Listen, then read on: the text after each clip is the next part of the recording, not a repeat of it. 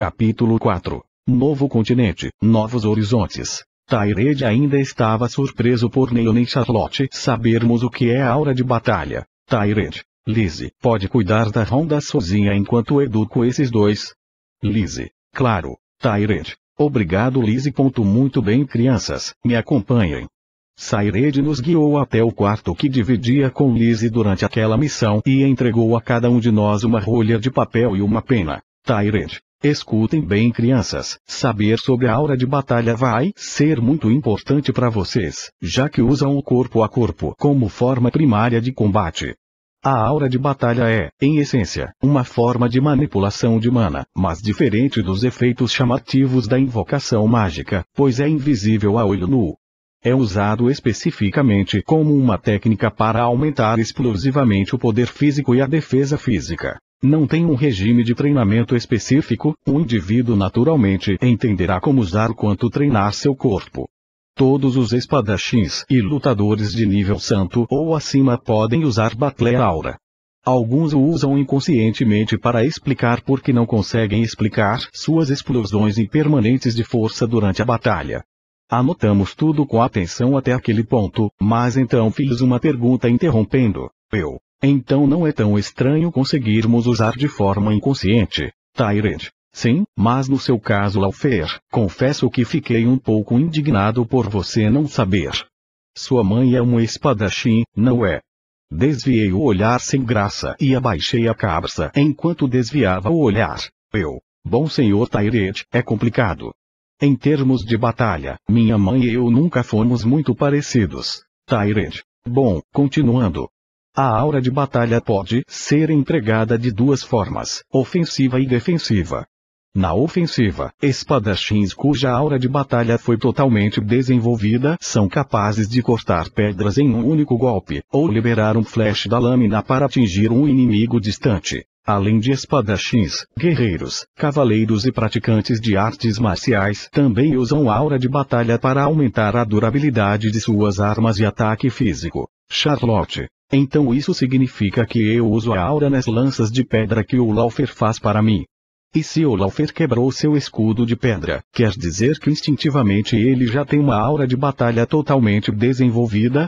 Tyrande: essas perguntas têm respostas diferentes, Charlotte. Sim, você usa a aura de batalha na sua lança de forma ofensiva. E quanto à sua pergunta sobre o Lawfare, não necessariamente a aura de batalha dele está totalmente desenvolvida.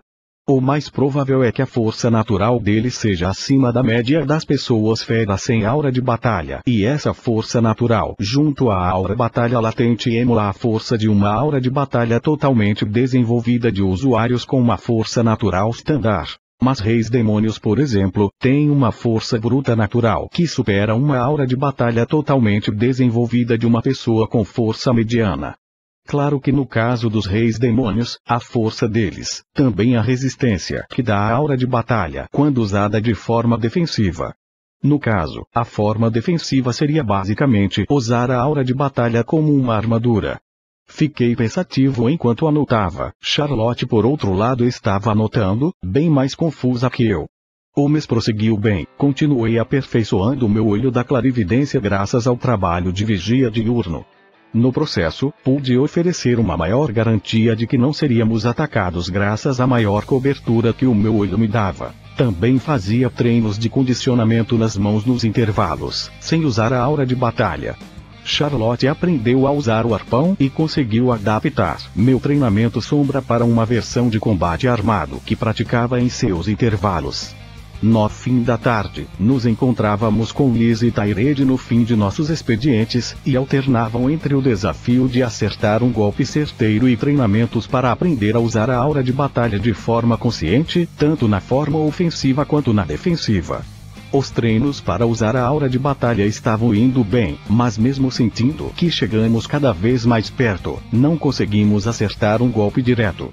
Contudo, nos treinamentos, Lizzie e Tyrande reconheciam nossos avanços. A mais exaltada geralmente era Lizzie, que sempre dizia que éramos as crianças feras mais fortes e fofas que tinha visto, que poderíamos abraçar até tofos nós desmaiarmos, entre outras coisas, mas não sei por que ela parecia me achar mais fofo, era isso ou só coisa da minha cabeça. Estávamos no 18º dia de viagem, estaríamos no continente central em cerca de 13 dias. A rotina era a mesma de sempre, nada novo. Até meu superior, o senhor Brisa do Céu, mandara eu descartar os baldes de urina como já tinha feito outras vezes.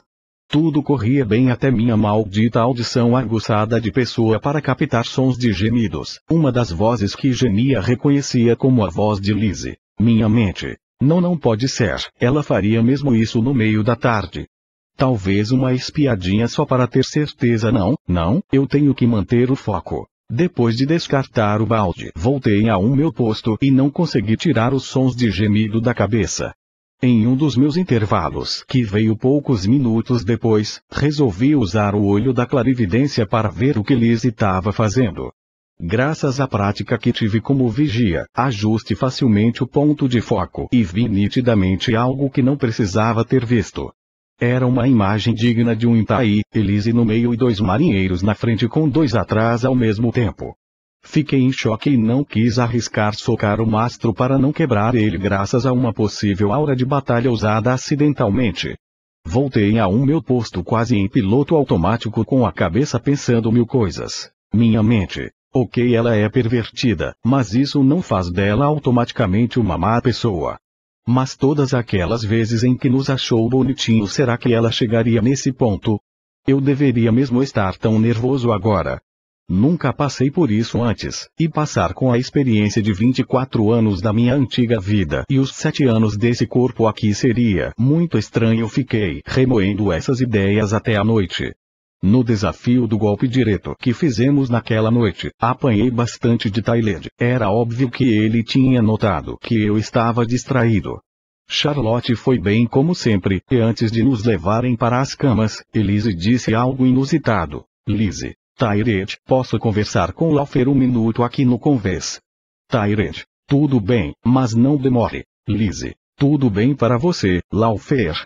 Fiquei muito nervoso com aquilo, meu corpo todo sentiu um calafrio, mas tive que responder sem levantar suspeitas. Claro, não vai ter problema. Minha mente. Merda, porque eu fui aceita. Sem que eu percebesse, Lizzie encarava meu nervosismo com um olhar preocupado. Mente de Lizzie. Coitadinho, deve estar muito mal depois de não ir BRM no treino hoje. Talvez queira desabafar. Tirei de Charlotte e foram para os quartos, me deixando sozinho com Lizzie. Lizzie, notei que hoje você não foi muito bem no treino. Lizzie estendeu a mão para mim enquanto dizia. Lizzie, mas você só teve um dia ruim, não se? Lizzie ficou muito confusa, vendo que eu tinha me jogado no chão, não sabia bem porquê, mas tentei me afastar quando ela estendeu a mão e tropecei. Lizzie. Ei, calma garoto, eu não vou bater em você. Lizzie retirou a bainha de seu estoque da cintura e seu escudo das costas.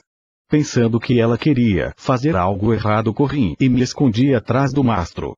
Lizzie viu perfeitamente onde eu me escondi, mas achou melhor só falar de longe. Lizzie, Laufer, o que foi?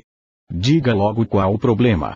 Vendo ela de por trás do mastro do navio, respirei fundo e confessei. Eu vi você com marinheiros no quarto hoje à tarde, 4 deles. Lizzie ficou vermelha como uma pimenta e logo em seguida tapou o rosto com as mãos. Nem tenta mentir para mim, vi tudo graças ao olho da clarividência. Disse exaltando apontando para meu olho demônio. Lee ainda vermelha respondeu. Lizzie, não estou envergonhada por terem me visto enquanto fazia isso, mas sim porque uma criança me viu fazendo isso. Mesmo que eu te avisasse, você terminaria usando esse olho para me espiar por curiosidade e no meio da ação, eu não estaria atenta para sentir sua presença. Minha mente. Ok, tudo isso faz sentido, mas não ajudou muito. Lizzie, não pense que tô feliz por você ter me espiado, e sou pervertida mesmo, mas não sou uma abusadora. O ponto é que mesmo que eu goste de fazer, tenho uma maldição que me obriga a realizar esses atos. Minha mente. Julgando como é esse mundo, maldições não seriam surpresa. Lizzie, a maldição da promiscuidade, graças a ela me obriga a fazer esses atos pelo menos uma vez a cada 2 semanas para liberar o excesso de mana do meu corpo. Se eu não fizer isso eu morro. Mesmo em parte já sabendo a resposta, decidi fazer uma pergunta, ainda um bem leve medo. Você já teve filhos? Lizzie, sim.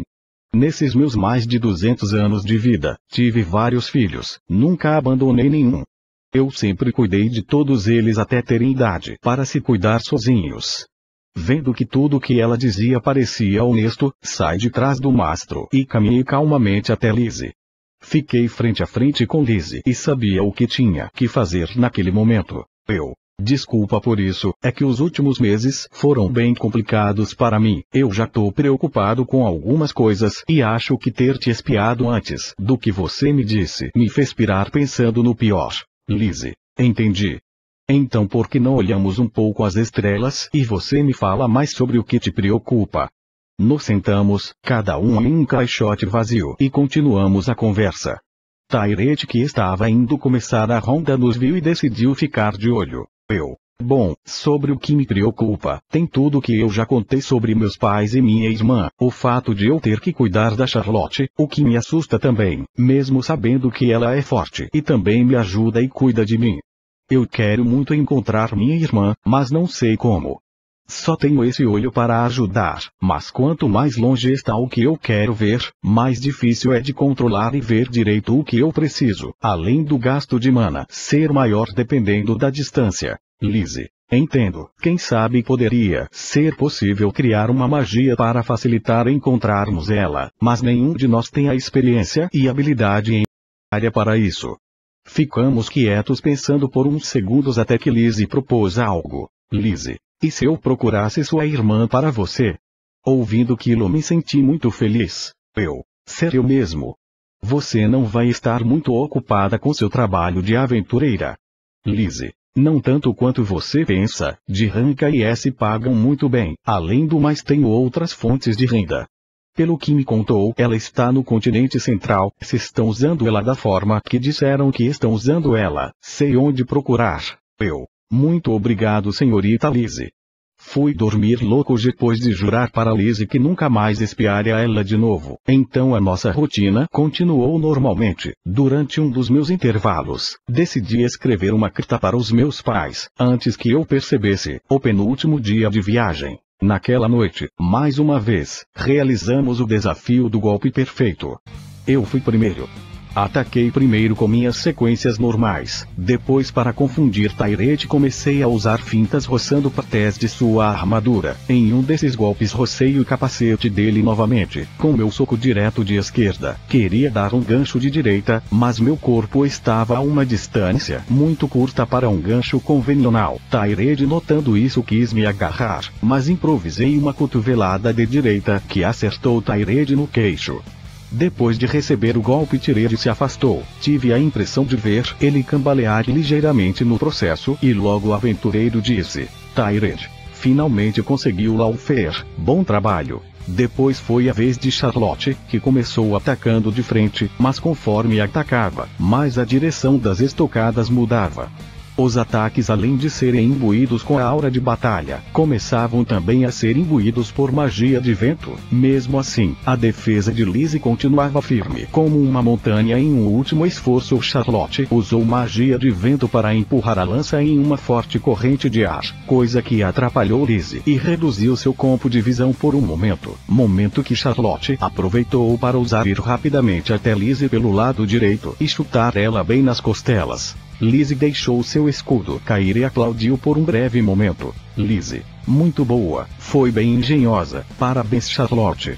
Charlotte levantou os braços e saltou de animação. Charlotte, conseguimos.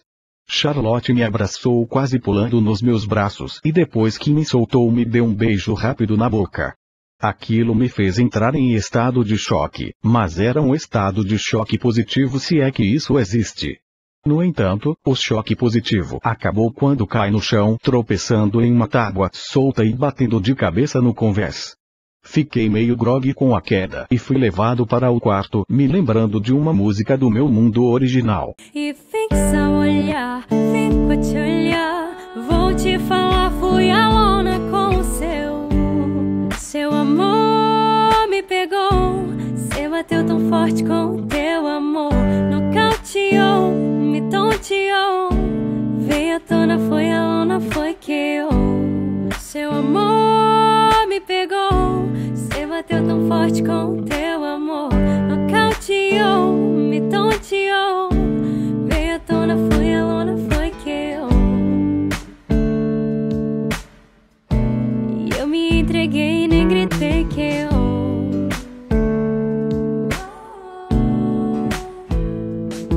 No dia seguinte, chegamos finalmente no continente central e nos preparamos para sair do navio. Estava com tudo preparado, incluindo a carta que escrevi para meus pais, mas em vez de ir até o convés, me pediram para ir perto do mastro de observação, onde encontrei o Sr. Brisa do Céu, que estava sério, mas com um pequeno sorriso. Brisa do Céu. Muito bem, o capitão e o imediato acharam que seria uma boa ideia dar a vocês um pagamento simbólico pelo bom trabalho. Logo, o homem que tinha sido meu supervisor e professor naquele mês me entregou um pequeno saco, que ao abrir vi que eram moedas de cobre. Brisa do Céu. Não é muita coisa, eu sei, mas vai poder comprar alguns suplementos ou ferramentas quando chegar na cidade de Roa. Obrigado, senhor. Agora só preciso fazer uma coisa antes de sair do navio. Subi até o topo do mastro de observação e, sem medo das consequências, desci dele me balançando pela corda de forma similar a como o Sr. Brisa do Céu fazia, enquanto realizava o movimento. O vigia veterano foi até perto da marca e, quando cheguei ao chão, ele me ajudou no pouso aparando minha queda. Logo em seguida deu 2 palmadinhas no meu ombro com um sorriso de animação e ficou frente a frente comigo. Brisa do Céu. Muito bom, garoto, você pode ser um vigia perfeito. Perfeito talvez seja exagero, mas obrigado, senhor. Adeus. Logo depois de um aperto de mão, comecei a ir até a saída do navio para o desembarque, onde me esperavam Tyrant, Liz e Charlotte, mas aí me dei conta de uma coisa, me virei e falei para o Sr. Brisa do Céu. Espera aí, você não me disse seu nome. Brisa do Céu. Se te encontrar de novo eu digo Laufer, até logo. Saímos do navio e começamos nosso caminho até o reino de Azua, onde estava a cidade de Roa. Pouco depois de começarmos nosso caminho, vi que Charlotte também tinha ganhado uma bolsa com 10 moedas de cobre. O fim do primeiro dia, antes de dormirmos, decidi fazer um pedido a Tyrant. Fui até ele com a carta que escrevi para meus pais nas mãos. Ei, senhor Tyrant. Tyrant, pode falar, Laufer. Bem gostaria de saber se você poderia ou conhece alguém que poderia entregar essa carta. Disse mostrando a carta para ele. Tyrant, para quem é? Meus pais. Pensei que alguém poderia entregar na aldeia dos Dodousha. Se eles estiverem bem, isso seria incrível para mim. Tyrant. Mas se não estiverem bem? Não sei, talvez uma resposta do chefe da vila baste nesse caso. Tyrant. Entendo. Não posso entregar, mas sei de um amigo que pode. O nome dele é Gizi no Cadia. Ele é nativo do continente demônio, se não me engano, mas tá sempre viajando por aí, copiando tudo que é lugar.